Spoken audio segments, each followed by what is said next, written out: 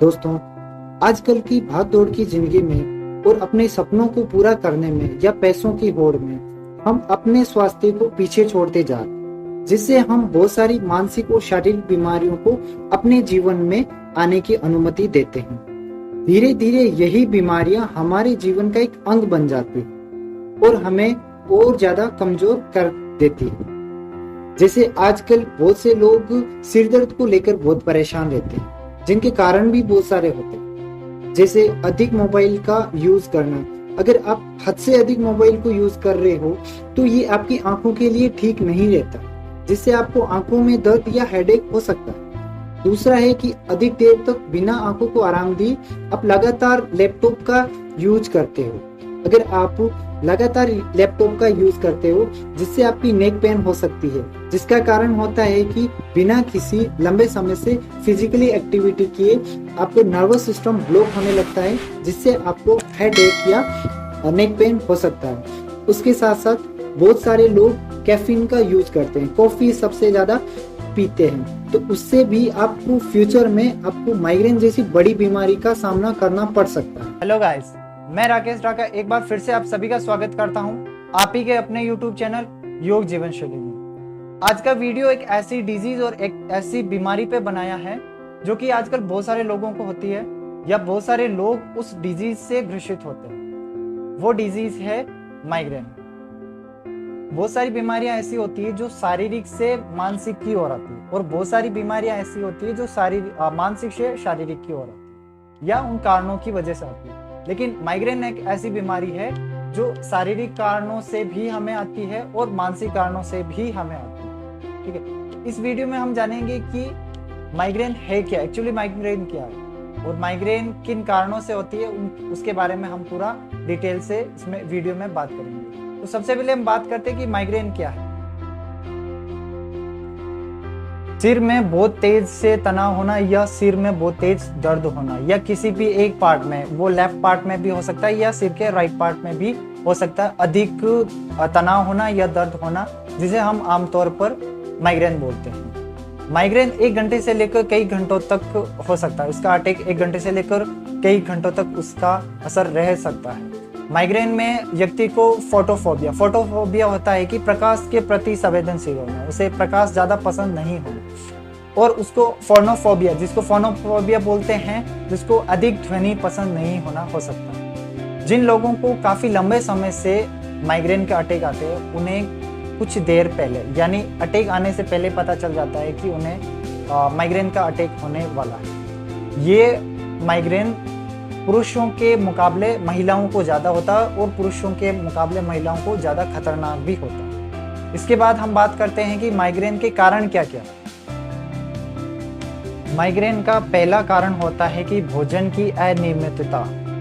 अगर आप भोजन अनियमितता से करते हो या कभी आप जैसे लंच पहले आप कभी 12 बजे करते हो, कभी 1, कभी 3 बजे भी लंच करते हो, तो उससे क्या होगा कि आपका डाइजेशन सिस्टम सही से डाइजेस्ट नहीं कर पाएगा, भोजन को सही से डाइजेस्ट नहीं कर पाएगा, जिससे क्या होगा कि आपका वो पेट में प्रॉब्लम करेगा। और जो पेट में प्रॉब्लम करता है, अगर पेट में गड़बड़ है तो वो हेडेक तक जाएगा। या ऐसा हो सकता है कि अगर आप भोजन कर रहे हो लेकिन बहुत ज्यादा मसालेदार भोजन कर रहे हो, तो वो भी, उससे क्या होगा कि आपका बॉडी में पित्त की वृद्धि कर देगा।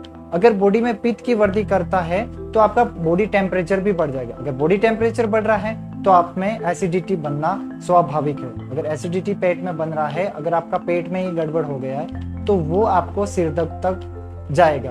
अब क्या होता है कि हमें सिर दर्द हुआ या हेडेक हुआ तो हम क्या करेंगे, सीधा टेबलेट का सहारा लेते हैं, और वही लापरवाही फ्यूचर में आपका माइग्रेन जैसी बड़ी बीमारी का रूप ले लेती है। तो भोजन आप नियमित रूप से करो और कम मसालेदार और अच्छा भोजन ही करो, ताकि आप माइग्रेन जैसी बीमारी से बच सकते हो।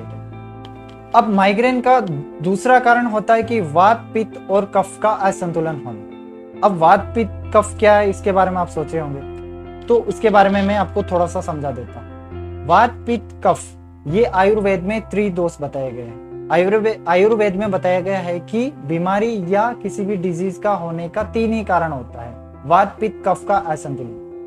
तो क्या करता है ये पित्त और कफ, ये वात क्या करता है, पित्त और कफ क्या करता है, हमारी बॉडी टेम्परेचर को मैनेज करता है। जैसे पित्त क्या करता है, हमारी बॉडी टेम्परेचर को हाई बॉडी टेम्परेचर को करता है, या कफ क्या करता है, हमारे बॉडी टेम्परेचर को कम करता है। तभी बताया जाता है कि मौसम के हिसाब से आप खाना खाओ। ठीक है, अगर मान लो सर्दी का मौसम है, ठीक है, तो सर्दी के मौसम में पहले से ही कफ होता है, आपके शरीर में कफ की मात्रा ज्यादा होती है। और उसके साथ अगर आप ठंडी प्रवृत्ति के भोज्य सामग्री ले रहे हो, जैसे आइसक्रीम वगैरह खा रहे हो, तो उसमें आपको जुकाम होने के चांस रहते हैं। तो अगर जुकाम हो गया है तो उससे क्या होगा कि आपको हेडेक होना स्टार्ट होगा, हेडेक या सिर दर्द होता है। ठीक है, या आप अगर जैसे गर्मी का मौसम है, गर्मी के मौसम में आप अधिक गर्म पदार्थ ले रहे हो, जिससे गर्म प्रवृत्ति के पदार्थ ले रहे हो, जिससे क्या होगा कि आपका बॉडी टेम्परेचर, पहले ही पित्त अधिक है, गर्मी में पित्त अधिक रहता है, और आप और ज्यादा ऐसा गर्म पदार्थ ले रहे हो, जिससे क्या होगा कि आपका बॉडी टेम्परेचर और हाई हो जाता है, जिससे क्या होगा कि आपका बॉडी में टेम्परेचर बढ़ेगा, टेम्परेचर बढ़ने से एसिडिटी होगी, और एसिडिटी होने से ही आपको हेडेक जैसा फील होना हो जाएगा, या फिर हेडेक भी हो सकता है। तो आपको क्या करना है, मौसम के हिसाब से ही आपको भोजन लेना है, जैसा मौसम हो उसी के हिसाब से लेना है। अब दो चीज तो समझ में आ गया होगा कि पित्त क्या है और कफ क्या है, ये बॉडी टेम्परेचर को मैनेज करता। अब समझ में ये सोचना है कि वात क्या करता है। फिर वात हमारे शरीर में, वात किसको बोला, हवा को बोला, जो कि हमारे पूरे बॉडी में एयर सर्कुलेशन होता है। एयर सर्कुलेशन होता है तो कहीं पे क्या होता है कि ब्लॉकेज हो जाता है, रुक जाता है। एयर हमारे शरीर में, हवा हर जगह घूमती है, और वो पंचकोशों की वजह से घूमती है। अगर मैं पंचकोशों को भी अगर समझाऊं तो ये वीडियो और बड़ा हो जाएगा, तो पंचकोशों के लिए मैं अलग से वीडियो बना के डाल देता हूँ। तो अब क्या है कि इसमें बता देता हूँ कि वात क्या करता है। वात हमारे शरीर में, पूरे शरीर में घूमता रहता है, पंचकोशों के माध्यम से घूमता रहता है। अगर कहीं पे वात रुक गया, या हवा रुक गई, या कहीं ब्लॉकेज हो गया, तो किसी भी पार्ट में अगर हवा रुक रहा है तो वहां से पेन होना स्टार्ट हो गया। मारवाड़ी में हम उसको बादी बोलते हैं। जैसे मान लो कि अगर यहाँ पे रुक गया हवा, वात रुक गया है, ब्लॉकेज हो गया, तो यहाँ का भाग पेन होना स्टार्ट हो गया। अगर वही अगर हमारा हेड की ओर रुक गया है तो हमारा क्या होगा कि हेड पेन हो सकता है, या माइग्रेन हो सकता है, जिसमें हम बहुत सारे लोग ऐसे भी बोलते हैं कि आज तो सिर में गैस बन गया, या आज कमर में गैस बन गया, और पता नहीं क्या हो गया, बहुत दर्द हो रहा है। तो उसका रीजन होता है वात के कारण होता है। तो ये वात, पित्त और कफ का संतुलन रखना बहुत ज्यादा जरूरी है। अगर आप नहीं रख पा रहे हो तो आपको हेडेक या माइग्रेन जैसी बीमारी हो सकती है। माइग्रेन या हेडेक होने का तीसरा बड़ा कारण होता है कि पानी को गलत तरीके से पीना। अब सोच रहे होंगे कि पानी को गलत तरीके से पीने, या पानी के पीने के तरीके से कैसे हेडेक हो सकता है। अगर आप जल्दबाजी में पानी पी रहे हो, पानी को ऊपर से पी रहे हो, पानी एक साथ पी रहे हो, तो उसमें क्या होगा कि पानी के साथ कुछ हवाएं होगी जो आपके पेट के अंदर भी चली जाएगी।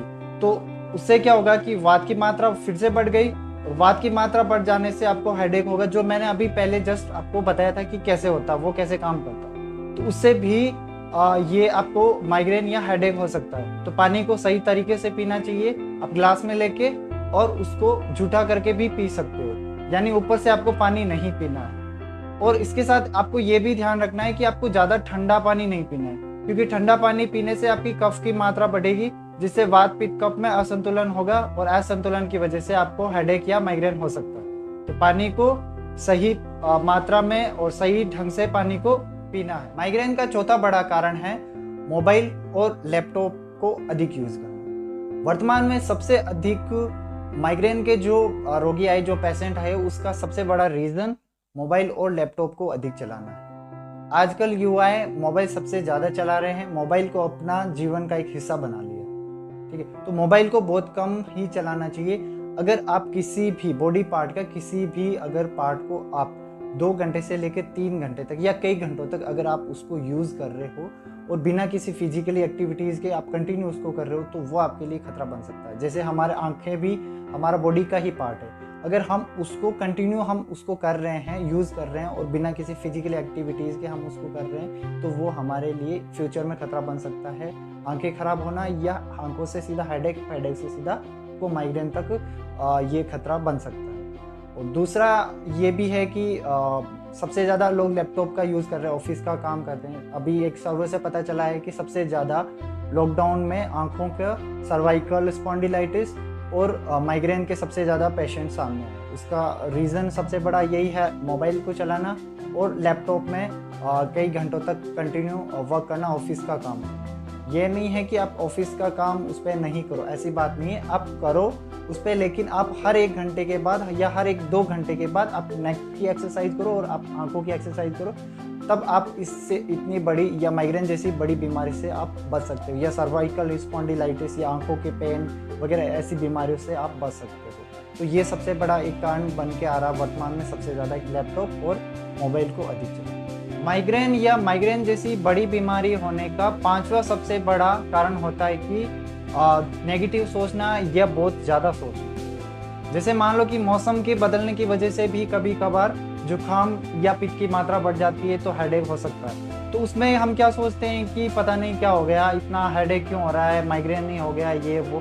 तो ये सोचना भी आपको माइग्रेन तक लेके जा सकता है। जैसे मान लो कि नॉर्मल अगर आपका हेडेक हुआ है तो वो मौसम की वजह से ही होता है, और अगर आपके साल में 1 बार या 2 बार अगर ऐसा होता है, जुकाम होता है या पित्त की वृद्धि होती है, तो ऐसा होना ठीक है, क्योंकि अगर ऐसा नहीं होगा तो आपका प्रतिरोधक क्षमता, रोग प्रतिरोधक क्षमता बहुत ही कम हो जाएगी। तो उसको बढ़ाने के लिए 1-2 बार अगर साल में हो रहा है तो वो आपके लिए सही है। उसको थोड़ा सा अगर आप सहन कर लोगे तो वो आपको रोग प्रतिरोधक क्षमता बढ़ा लेगी। लेकिन आजकल सहन नहीं करते, थोड़ा सा हुआ सीधा हम टैबलेट का सहारा लेते हैं और वहां से फिर ये स्टार्ट हो जाता है। तो नॉर्मली अगर मौसम के हिसाब से अगर हो रहा है तो अगर पेन हो रहा है, अगर आपका बॉडी पेन भी हो रहा है तो उसको थोड़ा सा आपको सहन करना पड़ेगा, तभी आपका रोग प्रतिरोधक क्षमता बढ़ेगी। तो इसका सबसे बड़ा ध्यान रखना है कि आपको ज़्यादा नहीं सोचना। अगर नॉर्मली पेन है या हेडेक है तो आपको बिना टैबलेट के आपको उसको सहन करके अपनी रोग प्रतिरोधक क्षमता को बढ़ाना। तो इस वीडियो में हमने जाना है कि माइग्रेन और हेडेक होने के बड़े कारण क्या होते हैं। अगले वीडियो में मैं आपको बताऊंगा कि माइग्रेन जैसी बड़ी बीमारी को आप 1 महीने में, योगा से सिर्फ 1 महीने में आप कैसे ठीक कर पाओगे, उसका मैं विस्तार से वर्णन भी करूंगा ताकि आपको पूरा अच्छे से समझ में आए कि हाँ ऐसा हो सकता है। तो नेक्स्ट वीडियो को अगर आपको देखने के लिए आपको चैनल को सब्सक्राइब करें ताकि सीधा नोटिफिकेशन आपको मिल सके, नेक्स्ट वीडियो का आपको नोटिफिकेशन मिल सके। अगर आपको ये वीडियो हेल्पफुल लगा है तो वीडियो को लाइक करें, शेयर करें और चैनल को सब्सक्राइब करें।